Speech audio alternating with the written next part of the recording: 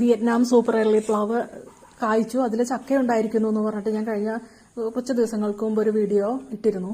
ഇപ്പോൾ അതാ കണ്ടോ, ആ ഉണ്ടായ ചക്കകൾ അതാ 3 എണ്ണം നിർത്തിയിട്ട് 2 എണ്ണം ഞങ്ങൾ അടർത്തി കളഞ്ഞു കേട്ടോ. കാരണം കൂടുതൽ ഭാരം താങ്ങാനുള്ള ആരോഗ്യം ഈ മരത്തിനില്ല. ചെറിയൊരു മരമാണ്. ഇതാ വളരെ കുഞ്ഞു മരം പോലും ഇതാ കായ്ച്ചിരിക്കുന്നത് കണ്ടോ. പ്ലാവിൻ തൈകൾ നടുന്ന സമയത്ത് ആഴത്തിൽ കുഴിയെടുത്ത് അതിൽ കരിയിലകൾ നിറയ്ക്കുക. പിന്നെ ആ കരിയിലകൾ 2-3 ദിവസത്തേക്ക് നന്നായി നനച്ചു കൊടുത്തിട്ട് കരിയിലകൾ ഒന്ന് ഒതുങ്ങി കഴിയുമ്പോൾ അതിനകത്തേക്ക് വേപ്പിൻ പിണ്ണാക്ക്, എല്ലുപൊടി, ഉണക്ക ചാണകപ്പൊടി എന്നിവ ചേർത്ത് കൊടുത്തിട്ട് അതിന് മുകളിലായിട്ട് മണ്ണിട്ട് മൂടുക.